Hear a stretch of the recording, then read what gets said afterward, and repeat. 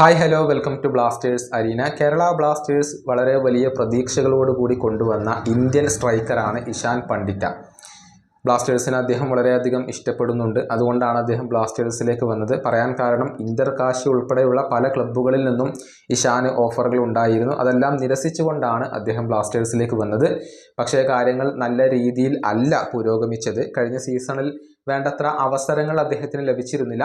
കിട്ടിയ അവസരങ്ങൾ മുതലെടുക്കാൻ ഈ താരത്തിന് സാധിച്ചതുമില്ല. ഈ സീസണിലും കാര്യങ്ങൾക്ക് ഇപ്പോൾ മാറ്റമൊന്നുമില്ല. ടീമിനോടൊപ്പം ട്രെയിനിങ് പോലും നടത്താനുള്ള ഒരു അവസരം ഇഷാന് ലഭിക്കുന്നില്ല എന്നുള്ളതാണ് വസ്തുത. താരത്തിന്റെ കാര്യത്തിൽ പൊതുവെ മൊത്തത്തിൽ ഒരു പുകമറയാണ് ഉള്ളത്. കേരള ബ്ലാസ്റ്റേഴ്സിന്റെ സ്ക്വാഡിൽ അദ്ദേഹം ഉണ്ടാവാറില്ല. അദ്ദേഹത്തിന് പരിക്കാണ് എന്നുള്ള റൂമറുകൾ ഉണ്ട്. പക്ഷേ കേരള ബ്ലാസ്റ്റേഴ്സ് ഇതുവരെ അക്കാര്യത്തിൽ ഒരു വ്യക്തത നൽകിയിട്ടില്ല എന്നതാണ് യാഥാർത്ഥ്യം. ഏത് തരത്തിലുള്ള പരിക്കാണ് ഇഷാനെ പിടികൂടിയിട്ടുള്ളത്, എത്ര കാലം അദ്ദേഹം പുറത്തിരിക്കേണ്ടി വരും, ഇനിയിപ്പോൾ എന്നാണ് അദ്ദേഹം തിരിച്ചു വരിക എന്ന കാര്യത്തിൽ ഒന്നും തന്നെ കേരള ബ്ലാസ്റ്റേഴ്സ് ഇപ്പോൾ വ്യക്തതകൾ നൽകിയിട്ടില്ല. അതുകൊണ്ട് തന്നെ വലിയ വിമർശനങ്ങൾ ആരാധകരിൽ നിന്നും ഇക്കാര്യത്തിൽ കേരള ബ്ലാസ്റ്റേഴ്സിന് ലഭിക്കുന്നുണ്ട്.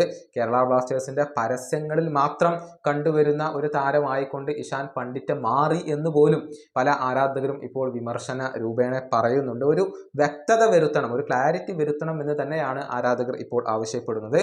ഇഷാൻ പണ്ഡിറ്റ് ഹെർണിയ സർജറിക്ക് വിധേയനായെന്നും അതിൽ നിന്നും പൂർണ്ണമായും മുക്തനായിട്ടില്ല എന്നതാണ് ചില റൂമറുകൾ ചൂണ്ടിക്കാണിക്കുന്നത്.